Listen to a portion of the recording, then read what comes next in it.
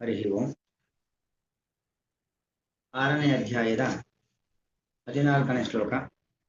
ಪ್ರಶಾಂತಾತ್ಮ ವಿಗತಭೀಃ ಬ್ರಹ್ಮಚಾರ್ಯೋ rate ಸ್ಥಿತಃ ಮನಃ ಸಂಯಮ್ಯ ಮಚ್ಚಿತ್ತೋ ಯುಕ್ತ ಆಸೀತ ಮತ್ಪರಃ.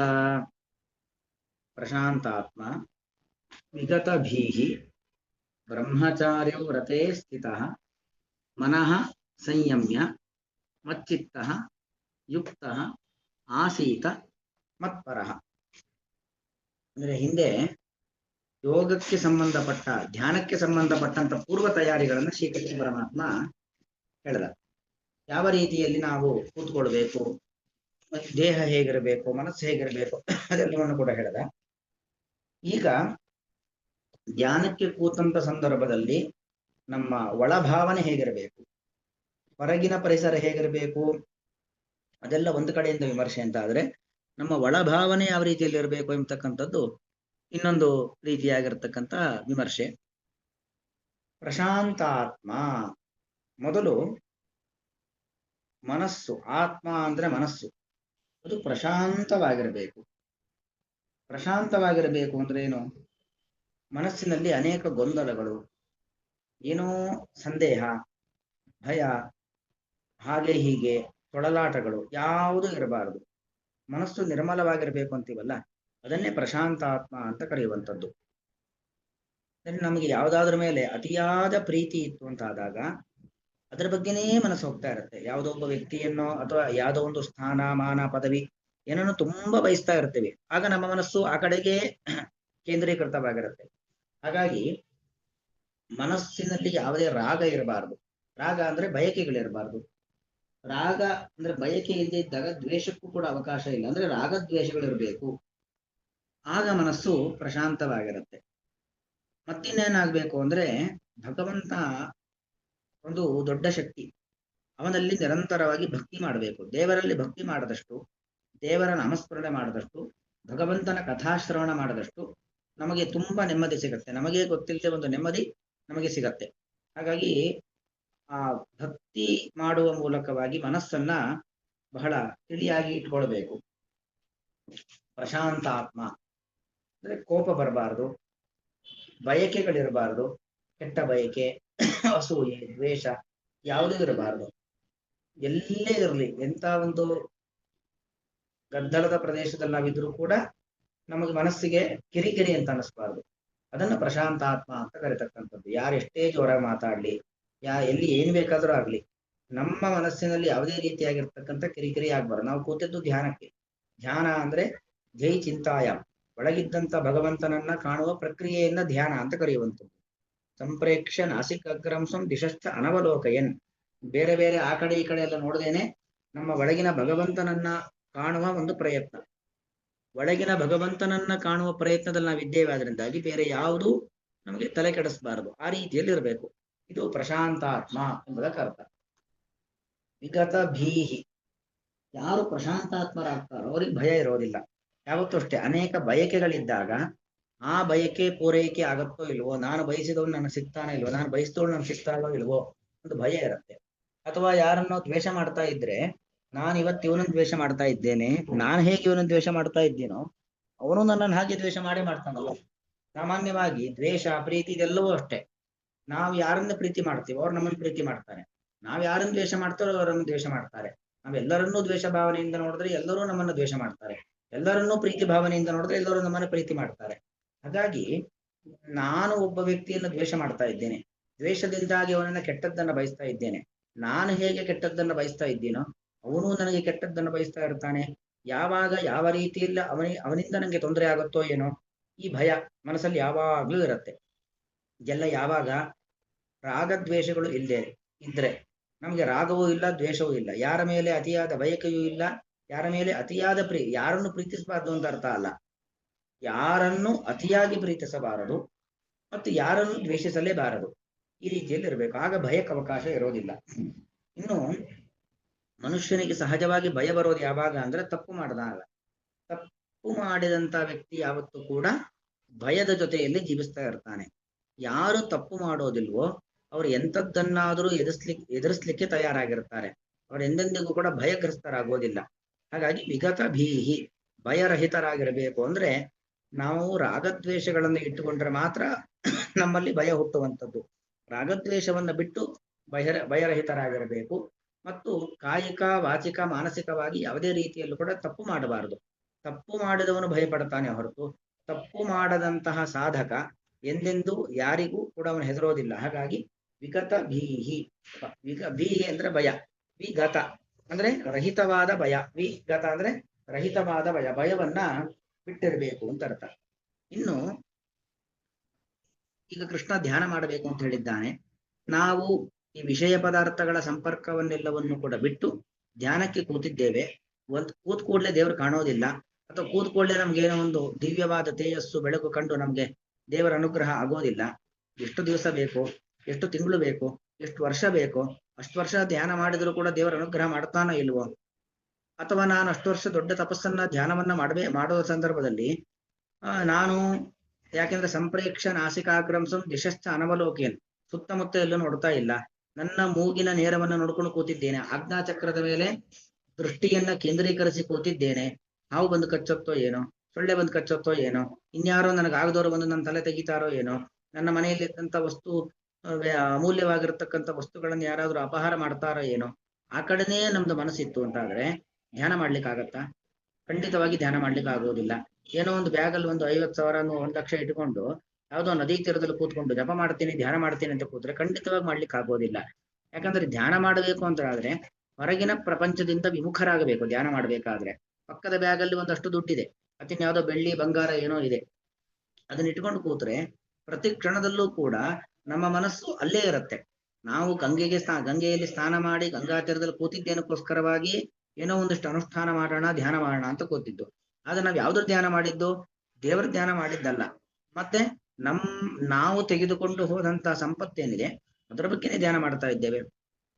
ಕುತ್ತಿಗೆಯಲ್ಲಿ ಇಷ್ಟು ಬೆಳೆ ಬಾಳತಕ್ಕಂಥ ಬಂಗಾರದ ಸರ ಹಾಕೊಂಡಿದ್ದೇನೆ, ನಾನು ಕಣ್ಣು ಮುಚ್ಚಿ ಮೈ ಮರೆತು ಕೂತು ಬಿಟ್ರೆ ಯಾರಾದರೂ ಅದನ್ನು ಕಟ್ ಮಾಡ್ಕೊಂಡು ಹೋಗ್ಬಿಟ್ರೆ, ಹೀಗೆ ಆ ಒಂದು ಭಯ ಇರುತ್ತೆ. ಅಥವಾ ಇಷ್ಟು ದೀರ್ಘವಾದ ಸಾಧನೆ ಮಾಡಬೇಕು, ಆ ದೀರ್ಘವಾದ ಸಾಧನಾ ಮಾರ್ಗದಲ್ಲಿ ನಾನು ಸಾಗುವಾಗ ನನಗೆ ಅದರಿಂದ ಒಳ್ಳೇದಾಗುತ್ತೋ ಇಲ್ವೋ, ಮಧ್ಯದಲ್ಲಿ ಏನೇನು ತೊಂದರೆ ಬರುತ್ತೋ ಏನೋ, ಹೀಗೆಲ್ಲ ನಮಗೆ ಕಾಡತ್ತೆ. ಅದಕ್ಕೆ ವಿಗತ ಬೀಹಿ ಕೃಷ್ಣ ಕೊಡ್ತಕ್ಕಂಥ ಉತ್ತರ.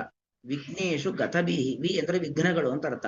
ಆ ವಿಘ್ನಗಳ ವಿಚಾರದಲ್ಲಿ ಗತಬೀಗಳಾಗಬೇಕು. ಗತ ಅಂದ್ರೆ ಬಿಟ್ಟಂತ ಭಯ, ಭಯವನ್ನ ಬಿಡಬೇಕು ಅಂತ ಅರ್ಥ. ವಿಘ್ನಗಳು ಯಾವಾಗ ಬರುತ್ತೋ ಅಂತ ಹೇಳಿ ನಾವು ವಿಘ್ನಗಳ ಎದುರು ನೋಡ್ತಾ ಕೂತಿರಬಾರದು. ಏನೇ ಬಂದರೂ ಎದುರಿಸ್ಬೇಕು. ಎದುರಿಸಿ ನಾವು ಮುನ್ನಡೆತೀವಿ ಎಂಬ ಆತ್ಮಶಕ್ತಿ, ಆತ್ಮಸ್ಥೈರ್ಯ ಇದ್ರೆ ಮಾತ್ರ ಯಾವುದೇ ಕಾರ್ಯವನ್ನಾದ್ರೂ ಕೂಡ ಸಾಧಿಸ್ಲಿಕ್ಕಾಗತ್ತೆ. ಹಾಗಾಗಿ ವಿಘ್ನೇಶು ಗತಬೀಹಿ, ಯಾವುದೇ ರೀತಿಯಾಗಿರ್ತಕ್ಕಂಥ ವಿಘ್ನಗಳು ಬಂದರೂ ಕೂಡ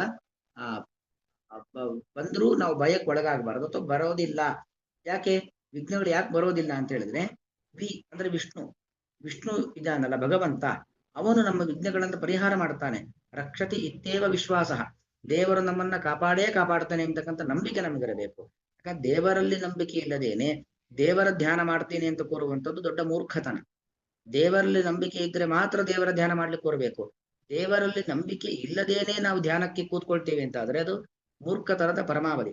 ಅದಕ್ಕೋಸ್ಕರವಾಗಿ ಆ ಭಗವಂತನಲ್ಲಿ ನಂಬಿಕೆಯನ್ನ ಇಟ್ಟು ನಾನು ದೇವತಾರಾಧನೆ ಮಾಡ್ಲಿಕ್ಕೋಸ್ಕರವಾಗಿ, ಭಗವಂತನನ್ನ ಧ್ಯಾನ ಮಾಡ್ಲಿಕ್ಕೋಸ್ಕರವಾಗಿ ಕೂತ್ಕೊಳ್ತಾ ಇದ್ದೇನೆ, ಯಾವ ವಿಘ್ನಗಳು ಬರೋದಿಲ್ಲ.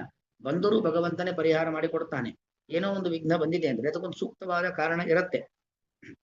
ಒಳ್ಳೆ ಕೆಲಸ ಮಾಡ್ಲಿಕ್ಕೆ ನಾವು ಹೊರಟ ಮೇಲೆ ಅದರಿಂದ ಒಳ್ಳೇದೇ ಆಗತ್ತೆ. ಆಕಸ್ಮಿಕವಾಗಿ ಏನೋ ಸಣ್ಣ ಪುಟ್ಟ ಕೆಟ್ಟದ್ದಾದ್ರೂ ಕೂಡ ಅದಕ್ಕೆ ಒಂದು ಸೂಕ್ತವಾದ ಕಾರಣ ಇರುತ್ತೆ. ಮುಂದಾಗಬೇಕಾಗಿರ್ತಕ್ಕಂಥ ದೊಡ್ಡ ಅವಘಡವನ್ನ ಭಗವಂತ ಈ ಒಂದು ಚಿಕ್ಕ ಪೆಟ್ಟಿನ ಮೂಲಕವಾಗಿ ತೀರಿಸಿರ್ತಾನೆ. ಹೀಗೆ ಆ ಭಗವಂತನಲ್ಲಿ ಪೂರ್ತಿಯಾಗಿ ನಾವು ನಂಬಿಕೆಯನ್ನ ಇಟ್ಟು ನಮ್ಮ ಭಯಗಳನ್ನು ದೂರ ಮಾಡಬೇಕು. ಹೀಗಾಗಿ ವಿಗತ ಬೀಹಿ, ಆ ವಿ ಅಂದ್ರೆ ವಿಷ್ಣುವಿನಿಂದಾಗಿ ಭಯ ನಮಗೆ ದೂರವಾಗತ್ತೆ ಎಂಬ ನಂಬಿಕೆ ಬೇಕು. ಅಥವಾ ವಿ ಅಂದ್ರೆ ವಿಘ್ನಗಳ ಬಗ್ಗೆ ಗತವಿಗಳಾಗಬೇಕು, ಭಯ ಬಿಟ್ಟವರಾಗಿರಬೇಕು. ಅಪರಾಧಾದಿಗಳನ್ನ ಮಾಡದೇನೆ ನಾವು ನಿರ್ಮಲವಾಗಿರಬೇಕು, ಆಗ ಭಯಕ್ಕೆ ಅವಕಾಶನೇ ಇರೋದಿಲ್ಲ. ಹೀಗೆ ವಿಗತ ಭೀಹಿ ಬ್ರಹ್ಮಚಾರಿ ವ್ರತೆ ಸ್ಥಿತ, ಬ್ರಹ್ಮಚಾರಿ ವ್ರತದಲ್ಲಿ ಇರಬೇಕು. ಇದು ಸ್ವಲ್ಪ ಕಷ್ಟ. ಅಂದ್ರೇನು, ಬ್ರಹ್ಮಚಾರಿಗಳಾಗಿರ್ಬೇಕು, ಅವ್ರು ಮಾತ್ರ ಧ್ಯಾನ ಮಾಡ್ಲಿಕ್ಕೆ ಅಂತ ಅನ್ಸತ್ತೆ. ಯಾಕಂದ್ರೆ ಬ್ರಹ್ಮಚಾರಿಗಳು ಅಂದ್ರೇನು, ಮದುವೆಯಾಗದಂತಹ ಒಬ್ಬ ವಟು, ವೇದಾಧ್ಯಯನವನ್ನ ಮಾಡಿಕೊಂಡಿರತಕ್ಕಂಥ ವ್ಯಕ್ತಿ, ಅವನನ್ನ ಬ್ರಹ್ಮಚಾರಿ ಅಂತ ಕರೀತಕ್ಕಂಥದ್ದು. ಹಾಗಾದ್ರೆ ಬ್ರಹ್ಮಚಾರಿಗಳು ಮಾತ್ರ ಧ್ಯಾನ ಮಾಡಬೇಕು, ಬೇರೆ ಯಾರು ಧ್ಯಾನ ಮಾಡಬಾರದು ಈ ಅರ್ಥ ಅಲ್ಲ. ಬ್ರಹ್ಮಚಾರಿ ಅಂತ ಹೇಳಿದ್ರೆ ಬ್ರಹ್ಮಣಿ ಏವ ಚರಣಂ ಅಂತ ಅರ್ಥ. ಅದು ಬ್ರಹ್ಮಚಾರಿ ಅಂದ್ರೆ ಬ್ರಹ್ಮ ಅಂದ್ರೆ ಭಗವಂತ ಅಂತ ಅರ್ಥ. ಅಂದ್ರೆ ನಮ್ಮ ಮನಸ್ಸು ಕೇವಲ ಭಗವಂತನ ಕಡೆಗೆ ಕೇಂದ್ರೀಕೃತವಾಗಿರಬೇಕು, ಬೇರೆ ಯಾವುದರ ಬಗ್ಗೆಯೂ ಕೂಡ ಮನಸ್ಸು ಹೋಗಲೇಬಾರದು. ಸಮಚಿತ್ತಾತ್ಮ ಅಂತ ಹಿಂದೆ ಬಂತಲ್ಲ, ನಮ್ಮ ಚಿತ್ತ ನೆನಪಿನ ಕೇಂದ್ರ ಬಿಂದು, ನಮ್ಮ ಮನಸ್ಸು ಬಯಕೆಯ ಕೇಂದ್ರ ಬಿಂದು, ಅದು ಎಲ್ಲವೂ ನಿಯಂತ್ರಿತವಾಗಿರಬೇಕು, ಕೇವಲ ಏಕಾಗ್ರವಾಗಿರಬೇಕು. ಭಗವಂತನ ಕಡೆಗೆ ನಮ್ಮ ನಮ್ಮ ನೆನಪೇನೇ ಇದ್ರೂ ದೇವರಿಗೆ ಸಂಬಂಧಪಟ್ಟ ನೆನಪು, ನಮ್ಮ ಬಯಕೆಗಳೇನಿದ್ರು ಕೂಡ ಭಗವಂತನಿಗೆ ಸಂಬಂಧಪಟ್ಟ ಬಯಕೆ ಆಗಿರಬೇಕು ಹೊರತು ಬೇರೆ ಯಾವುದೂ ಆಗಿರಬಾರದು ಅಂತ ಅರ್ಥ. ಹಾಗಾಗಿ ಬ್ರಹ್ಮಚಾರಿ ವ್ರತ ಅಂತ ಹೇಳಿದ್ರೆ, ಬ್ರಹ್ಮ ಅಂದ್ರೆ ಗುಣಪರಿಪೂರ್ಣನಾದಂತ ಭಗವಂತ, ಅವನಲ್ಲಿ ಚರಣ ಅಂದ್ರೆ ಚರಗತಿ ಭಕ್ಷಣಯೋಹೋ, ಭಗವಂತನಲ್ಲೇ ನಾವು ನಮ್ಮನ್ನ ಕೇಂದ್ರೀಕರಿಸುವಂಥದ್ದು. ನಮ್ಮ ಮನಸ್ಸು, ನಮ್ಮ ಚಿತ್ತ, ನಮ್ಮ ಬುದ್ಧಿ ಎಲ್ಲವೂ ಕೂಡ ಭಗವಂತನ ಕಡೆಗೆ ಕೇಂದ್ರೀಕೃತವಾಗಬೇಕು. ದೇವರ ವಿಚಾರ ಬಿಟ್ಟು ಬೇರೆ ಯಾವುದೂ ಕೂಡ ಮನಸ್ಸಿನಲ್ಲಿ ಹೋಗಿ ಬರಬಾರದು ಅಂತ ಅರ್ಥ. ಹಾಗಾಗಿ ಬ್ರಹ್ಮಚಾರಿ ವ್ರತ ಅಂದ್ರೆ ವೇದಾಧ್ಯಯನವನ್ನು ಮಾಡತಕ್ಕಂಥ ವಟುಗಳು, ಮದುವೆಯಾಗದೇ ಇರತಕ್ಕಂಥ ಬ್ರಹ್ಮಚಾರಿಗಳು ಅದಲ್ಲ ಅರ್ಥ ಇಲ್ಲಿ. ಸ್ತ್ರೀಯರು ಬ್ರಹ್ಮಚಾರಿಗಳು, ಪುರುಷರು ಬ್ರಹ್ಮಚಾರಿಗಳು, ಮದುವೆ ಆದವರು ಬ್ರಹ್ಮಚಾರಿಗಳು, ಮದುವೆ ಆಗದಿದ್ದವರು ಬ್ರಹ್ಮಚಾರಿಗಳು. ಅಂದ್ರೆ ಯಾರು ನಿರಂತರ ಭಗವಂತನ ಧ್ಯಾನವನ್ನ ಮಾಡ್ತಾರೋ ಅವರೆಲ್ಲರೂ ಕೂಡ ಬ್ರಹ್ಮಚಾರಿಗಳು. ಈ ಬ್ರಹ್ಮಚಾರಿ ವ್ರತ ಅಂದ್ರೆ ಅದೊಂದು ಅನುಷ್ಠಾನ. ಅಂದ್ರೆ ನಿರಂತರವಾಗಿ ನಾನು ಆ ಭಗವಂತನ ಧ್ಯಾನಾಸಕ್ತದಲ್ಲೇ ಇರ್ತೇನೆ, ಆ ಒಂದು ಸಂಕಲ್ಪ, ಆ ಒಂದು ಇಚ್ಛಾಶಕ್ತಿ. ವ್ರತ ಅಂದ್ರೆ ಹಾಗೆ ಅಲ್ವಾ, ಹಿಡಿದದ್ದನ್ನು ಬಿಡುವಂತಿಲ್ಲ, ಕಠಿಣವಾದ ಅನುಷ್ಠಾನ. ಇಡೀ ನನ್ನ ಜೀವನದಲ್ಲಿ ನಾನು ಎಂದೆಂದಿಗೂ ಕೂಡ ದೇವರ ಧ್ಯಾನದಿಂದ ಭ್ರಷ್ಟನಾಗೋದಿಲ್ಲ, ಭಗವಂತನನ್ನ ಮರೆಯೋದಿಲ್ಲ, ದೇವರ ಒಂದು ಕೃತಜ್ಞತೆಯನ್ನ ಧಿಕ್ಕರಿಸುವುದಿಲ್ಲ. ಈ ಒಂದು ಗಟ್ಟಿಯಾದ ಭಾವನೆ ಇರಬೇಕು. ಈಗ ಬ್ರಹ್ಮಚಾರಿಯ ವ್ರತದಲ್ಲಿ ಅಂದ್ರೆ ಭಗವಂತನಲ್ಲೇ ನಮ್ಮನ್ನು ನಾವು ಕೇಂದ್ರೀಕರಿಸುವ ಒಂದು ಅನುಷ್ಠಾನ. ವ್ರತ ಅಂದ್ರೆ ಒಂದು ಅನುಷ್ಠಾನ, ಆ ಒಂದು ಕ್ರಿಯೆಯಲ್ಲಿ ನಾವು ಸ್ಥಿತ ಇರಬೇಕು. ಹೀಗಿದ್ದವರಾಗಿ ಮನಃ ಸಂಯಮ್ಯ, ನಮ್ಮ ಮನಸ್ಸನ್ನ ಸಂಯಮ್ಯ ಚೆನ್ನಾಗಿ ನಿಯಂತ್ರಣದಲ್ಲಿ ಇಟ್ಕೊಳ್ಬೇಕು. ಮನಸ್ಸು ಅನೇಕ ರೀತಿಯಲ್ಲಿ ಬೇರೆ ಬೇರೆ ಕಡೆಗೆ ಹೋಗ್ತಾ ಇರುತ್ತೆ. ಕಣ್ಣು ಬಣ್ಣದ ಕಡೆಗೆ ಹೋದರೆ ಕಣ್ಣನ್ನ ಹಿಂಬಾಲಿಸಿಕೊಂಡು ಮನಸ್ಸು ಹೋಗುತ್ತೆ, ಕಿವಿ ಶಬ್ದದ ಕಡೆಗೆ ಹೋದರೆ ಕಿವಿಯನ್ನ ಹಿಂಬಾಲಿಸಿಕೊಂಡು ಮನಸ್ಸು ಹೋಗುತ್ತೆ, ಮೂಗು ಗಂಧದ ಕಡೆಗೆ ಹೋದ್ರೆ ಮೂಗನ್ನ ಹಿಂಬಾಲಿಸಿಕೊಂಡು ಮನಸ್ಸು ಹೋಗುತ್ತೆ. ಹೀಗೆ ನಮ್ಮ ಜ್ಞಾನೇಂದ್ರಿಯ ಮತ್ತು ನಮ್ಮ ಕರ್ಮೇಂದ್ರಿಯಗಳು ಎಲ್ಲೆಲ್ಲಿ ಹೋಗುತ್ತೋ ಅದೆಲ್ಲವನ್ನೂ ಕೂಡ ಹಿಂಬಾಲಿಸಿಕೊಂಡು ಮನಸ್ಸು ಹೋಗುತ್ತೆ. ಅಷ್ಟು ಚಂಚಲವಾಗಿರತಕ್ಕಂಥದ್ದು ಮನಸ್ಸು. ಅಂತ ಮನಸ್ಸನ್ನ ಸಂಯಮ್ಯ ಅಂದ್ರೆ ನಿಯಂತ್ರಣದಲ್ಲಿ ಇಟ್ಕೊಳ್ಬೇಕು. ನಿರಂತರವಾಗಿ ಬಹಿರ್ಮುಖವಾದಂತ ಮನಸ್ಸನ್ನ ಕಟ್ಟಿ ಹಾಕಬೇಕು, ನಮ್ಮ ಹತೋಟಿಯಲ್ಲಿ ಇಟ್ಕೊಳ್ಬೇಕು. ಮನಃ ಸಂಯಮ್ಯ ಮಚ್ಚಿತ್ತ. ಮಚ್ಚಿತ್ತ ಅಂದ್ರೆ ಮೈ ಚಿತ್ತಂ ಯಸ್ಯ ಸಹ ಮಚ್ಚಿತ್ತ, ನನ್ನಲ್ಲೇ ಚಿತ್ತವನ್ನ ಕೇಂದ್ರೀಕರಿಸಬೇಕು. ಚಿತ್ತ ಅಂದ್ರೆ ನೆನಪಿನ ಕೇಂದ್ರ ಬಿಂದು ಚಿತ್ತ. ನಮಗೆ ನೆನಪು ಬರಲಿಕ್ಕೆ ಕಾರಣವಾಗಿರತಕ್ಕಂಥದ್ದು ಚಿತ್ತ. ಏನೇನೋ ನೆನಪು ಬರುತ್ತೆ, ಬೇಡದೇ ಇದ್ದದ್ದು ಯಾವುದು ನೆನಪು ಬರಬಾರದು. ನಮಗೆ ಭಗವಂತ, ಆ ಭಗವಂತನ ವಿಚಾರಗಳ ಮಾತ್ರ, ಆ ಕೃಷ್ಣನ ಬಾಲ್ಯ ಲೀಲೆಗಳು, ರಾಮನ ಒಂದು ಸಂದೇಶ, ಪರಶುರಾಮ ದೇವರ ಒಂದು ಪೌರುಷ, ವಾಮನ ತ್ರಿವಿಕ್ರಮನಾಗಿ ಬೆಳೆದು ಬಲಿ ನಿಗ್ರಹ ಮಾಡಿರತಕ್ಕಂಥ ವಿಚಾರ, ಹೀಗೆ ದೇವರ ಬಗ್ಗೆ ನೆನಪು ಮಾಡಿಕೊಳ್ಳಲಿಕ್ಕೆ ಬೇಕಾದಷ್ಟು ವಿಚಾರಗಳಿದ್ದಾವೆ. ಹಾಗಾಗಿ ಮೈ ಚಿತ್ತಂ ಯಸ್ಯ ಸಹ, ಈ ಚಿತ್ತ ನೆನಪಿನ ಕೇಂದ್ರ ಬಿಂದುವಾಗಿರತಕ್ಕಂಥ, ನೆನಪನ್ನು ಹುಟ್ಟಿಸ್ತಕ್ಕಂಥ ಚಿತ್ತ ಅಂತ ಏನಿದೆ ಅದು ನನ್ನಲ್ಲೇ ಕೇಂದ್ರೀಕೃತವಾಗಿರಬೇಕು. ಅದರ ಅರ್ಥ ಏನು, ಭಗವಂತನಿಗೆ ಸಂಬಂಧಪಟ್ಟಂತ ನೆನಪು ಬರಬೇಕೇ ಹೊರತು ಯಾವುದೇ ರೀತಿಯಾಗಿರತಕ್ಕಂಥ ನೆನಪುಗಳು ಬರಬಾರದು. ಮೈ ಚಿತ್ತಂ ಯಸ್ಯ ಸಹ ಮಚ್ಚಿತ್ತ. ಮತ್ತು ಯುಕ್ತ ಅಂದ್ರೆ ಯೋಗಿ, ಸಮಾಧಿ ಯೋಗಿ, ಅವನು ಮತ್ಪರನಾಗಿ ಯುಕ್ತ ಆಸೀತ. ಮತ್ಪರಃ ಅಂದ್ರೆ ಅಹಮೇವ ಪರಃ ಯಸ್ಯ ಸಹ ಮತ್ಪರಃ. ನಾವು ಧ್ಯಾನಕ್ಕೆ ಕೂತಿದ್ದೇವೆ, ಧ್ಯಾನ ಅಂದ್ರೆ ದೇವರನ್ನ ಕಾಣುವ ಪ್ರಯತ್ನ. ಪುರಾಣಾದಿಗಳಲ್ಲಿ ವರ್ಣಿತನಾಗಿರತಕ್ಕಂಥ ಭಗವಂತ, ಅವನನ್ನ ನಮ್ಮ ಒಳಗೆ ಕಾಣುವ ಪ್ರಯತ್ನ, ನಮ್ಮ ಒಳಗಿನ ಜ್ಯೋತಿ, ನಮ್ಮ ಸ್ನೇಹಿತನಾಗಿರತಕ್ಕಂಥ ಭಗವಂತನನ್ನ ಕಾಣುವ ಪ್ರಯತ್ನವೇ ಧ್ಯಾನ. ಆ ಧ್ಯಾನ ಮಾಡಬೇಕಾದ್ರೆ ನಮಗೆ ಆ ಜ್ಞಾನ ಇರಬೇಕು. ಮತ್ಪರಃ, ಭಗವಂತನೇ ಸರ್ವೋತ್ತಮ, ದೇವರೇ ಸರ್ವಾಧಿಕ, ದೇವರೇ ನಮ್ಮೆಲ್ಲರನ್ನ ಸೃಷ್ಟಿ ಮಾಡಿದವನು, ನಮ್ಮನ್ನ ಪರಿಪಾಲನೆ ಮಾಡ್ತಾ ಇರತಕ್ಕಂಥವ್ರು ಭಗವಂತನೇ. ಎಲ್ಲ ಆಲೋಚನೆಗಳು ನಮ್ಮ ಮನಸ್ಸಲ್ಲಿ ಇರಬೇಕು. ಮತ್ಪರಃ, ಭಗವಂತನೇ ಪರತತ್ವ ಎಂತಕ್ಕಂಥ ಭಾವನೆ ಇದ್ದವನಾಗಿ ಯುಕ್ತ ಆಸೀತ. ಹೀಗೆ ಯುಕ್ತ ಅಂದ್ರೆ ಯೋಗಿ, ಸಮಾಧಿ ಯೋಗಿಯು ಈ ರೀತಿಯಲ್ಲಿ ಆಸೀತ ಆಸೀತ ಅಂದ್ರೆ ಕೂತ್ಕೊಳ್ಬೇಕು, ಬರೀ ಕೂತ್ಕೊಳ್ಬೇಕು ಅಂತ ಅರ್ಥ ಅಲ್ಲ, ಉಪಾಸೀತ ಅಂತ ಅರ್ಥ. ಉಪಾಸನೆಯನ್ನ ಮಾಡಬೇಕು. ಏನನ್ನು ಉಪಾಸನೆ ಮಾಡುವುದು? ದೇವರನ್ನ ಉಪಾಸನೆ ಮಾಡೋದು. ದೇವರನ್ನ ಉಪಾಸನೆ ಮಾಡೋದು ಅಂದ್ರೆ ದೇವರ ಧ್ಯಾನವನ್ನ ಮಾಡತಕ್ಕಂಥದ್ದು. ಹೀಗೆ ದೇವರ ಧ್ಯಾನವನ್ನ ಮಾಡಬೇಕು ಅಂತಾದಾಗ ಇಷ್ಟೆಲ್ಲ ಪೂರಕವಾದ ಅಂಶಗಳು ನಮ್ಮಲ್ಲಿ ನಾವು ಅಳವಡಿಸಿಕೊಳ್ಬೇಕು. ಮನಸ್ಸು ಶಾಂತವಾಗಿರಬೇಕು, ಯಾವುದೇ ಭಯಕ್ಕೆ ಅವಕಾಶ ಇರಬಾರದು, ಬ್ರಹ್ಮಚಾರಿಗಳಾಗಿರಬೇಕು. ಅಂದ್ರೆ ದೇವರ ವಿಚಾರದ ಬಗ್ಗೆ ನಮ್ಮ ಮನಸ್ಸಿರಬೇಕು ಹೊರತು ಬೇರೆ ಯಾವ ಆಲೋಚನೆಗಳು ಕೂಡ ನಮ್ಮ ಬುದ್ಧಿಯಲ್ಲಿ ಬರಬಾರದು. ಮನಸ್ಸಿನ ನಿಯಂತ್ರಣ ಮತ್ತು ಚಿತ್ತ, ನೆನಪಿನ ಕೇಂದ್ರ ಬಿಂದುವಾಗಿರತಕ್ಕಂಥ ಚಿತ್ರದ ನಿಯಂತ್ರಣ, ಮತ್ತು ಭಗವಂತನೇ ಸರ್ವೋತ್ತಮ, ಸರ್ವಾಧಿಕ ಎಂತಕ್ಕಂಥ ಭಾವನೆಯನ್ನ ಇಟ್ಟುಕೊಂಡವರಾಗಿ ಯುಕ್ತ ಸಮಾಧಿ ಯೋಗದಲ್ಲಿ ಇದ್ದವರಾಗಿ ಆಸೀತ ಅಂದ್ರೆ ಉಪಾಸನೆಯನ್ನ ಮಾಡಬೇಕು. ಪ್ರಶಾಂತಾತ್ಮ, ದೇವರಲ್ಲೇ ಮನಸ್ಸನ್ನ ಇಟ್ಟು ಮನಸ್ಸಿನ ಗೊಂದಲಗಳನ್ನೆಲ್ಲವನ್ನು ಕೂಡ ದೂರ ಮಾಡಿಕೊಂಡು ವಿಗತ ಬೀಹಿ, ದೇವರು ನಮ್ಮನ್ನ ಕಾಪಾಡುತ್ತಾನೆ, ಈ ಸಾಧನಾ ಮಾರ್ಗದಲ್ಲಿ ಯಾವುದೇ ವಿಘ್ನಗಳು ಬಂದರೂ ಕೂಡ ದೇವರು ಪರಿಹರಿಸ್ತಾನೆ ಎಂತಕ್ಕಂಥ ಭಯ ಬಿಡಬೇಕು ಎಂಬ ನಂಬಿಕೆ ಇರಬೇಕು, ಭಯ ಬಿಡಬೇಕು. ಮತ್ತು ವಿಗತ ಬೀಹಿ, ತಪ್ಪನ್ನ ಮಾಡದೆ ಭಯಕ್ಕೆ ಅವಕಾಶವನ್ನ ಕಲ್ಪಿಸಿಕೊಡಬಾರದು. ತಪ್ಪು ಮಾಡಿದ್ರೆ ಮಾತ್ರ ಭಯ, ತಪ್ಪೇ ಮಾಡಿದ್ರೆ ಭಯಕ್ಕೆ ಅವಕಾಶ ಇರೋದಿಲ್ಲ. ಬ್ರಹ್ಮಚಾರಿ ವ್ರತೆ ಸ್ಥಿತ, ಭಗವಂತನಲ್ಲೇ ಸಂಚರಿಸ್ತಕ್ಕಂಥ ಒಂದು, ಭಗವಂತನಲ್ಲೇ ನಮ್ಮ ನಿರಂತರವಾದ ಆಲೋಚನೆ ಇರತಕ್ಕಂಥ ಬ್ರಹ್ಮಚರ್ಯ ವ್ರತ, ಅದರಲ್ಲಿ ನಾವು ಸ್ಥಿತ ನೆಲೆ ನಿಂತವರಾಗಿ ಮನಃ ಸಂಯಮ್ಯ, ಬಯಕೆಯ ಕೇಂದ್ರ ಬಿಂದುವಾಗಿರತಕ್ಕಂಥ ಮನಸ್ಸನ್ನ ನಿಯಂತ್ರಣ ಮಾಡಿಕೊಂಡು ಮಚ್ಚಿತ್ತ, ನೆನಪಿನ ಕೇಂದ್ರ ಬಿಂದುವಾಗಿರತಕ್ಕಂಥ ಚಿತ್ತವನ್ನ ನಿಯಂತ್ರಿಸಿ ಯುಕ್ತ ಮಮತ್ಪರ, ಭಗವಂತನೇ ಪರತತ್ವ, ದೇವರೇ ಸರ್ವೋತ್ತಮ ಎಂತಕ್ಕಂಥ ಭಾವನೆಯನ್ನು ಹೊಂದಿದಾಗಿ ಯುಕ್ತ ಸಮಾಧಿ ಯೋಗಿಯು ಆಸೀತ ಅಂದ್ರೆ ಉಪಾಸನೆಯನ್ನ ಮಾಡಬೇಕು.